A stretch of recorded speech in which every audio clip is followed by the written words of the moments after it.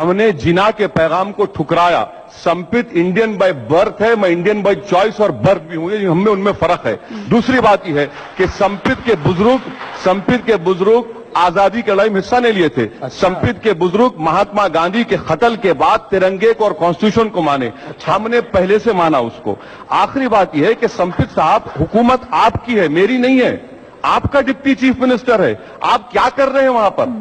आप क्या कर रहे हैं वहां पर? संबित, मैं अगर आप ये सवाल तो हम आपसे करना चाहिए। मैं उसको एक लाइन में अगर क्या कर रहे कर दूं, हैं? आप नाकाम साबित हो गए। कश्मीर की अशांति क्या बीजेपी की राजनीति है या बीजेपी की विफलता है? पहले बुजुर्गों का हिसाब किताब होगा, क्योंकि बुजुर्ग आए हैं इस डिबेट में, मैं लेके नहीं आया। उसके बाद बाकी प्रश्न होगा। पहली बात है, ओवैसी साहब ने कहा कि वो बाय चॉइस इंडियन है। ओवैसी साहब, मैं हाथ जोड़ के बोलता हूं, जनता बैठी हुई है, देश सुन रहा है, कोई और चॉइस था क्या? हिंदुस्तान से सुंदर देश।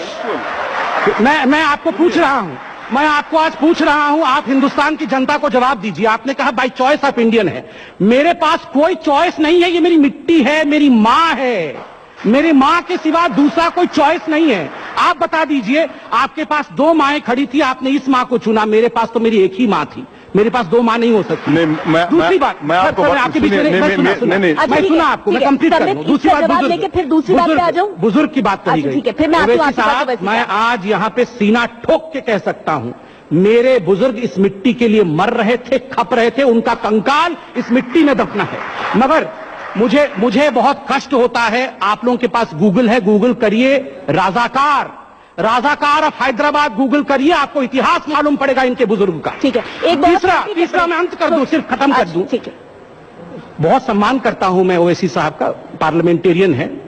सबसे बड़ी बात है, इन्होंने कश्मीर की बात कही, पत्थरबाजों की बात कही। हम पिछले वर्ष 11 IAS सस्पेक्ट पकड़े गए थे हैदराबाद में।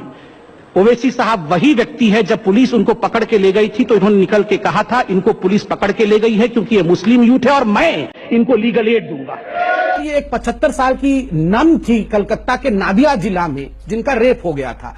ओवैसी साहब से इंक्लूड करके तमाम लोग सड़कों पे उतरे और कहे, देखिए हिंदू और RSS के लोगों ने, बीजेपी के लोगों ने रेप किया है। 4 दिन बाद पुलिस ने पकड़ा, 4 मुसलमान बांग्लादेशी ने रेप किया था। सब अपने अपने घर में घुस गए। वो प्लेकार्ड फाड़ के सब डस्टबिन फेंक दिया और सब घर में घुस गए। वो उसको सब पूरा गायब हो गया। अच्छी बात बोली, आपको अच्छी लगी तो ऐसे थोड़ा मार दीजिए हाथ, आप थोड़ा सा मार दीजिए, कष्ट हो रहा है आपको, अगर अच्छी लगी मार दीजिए।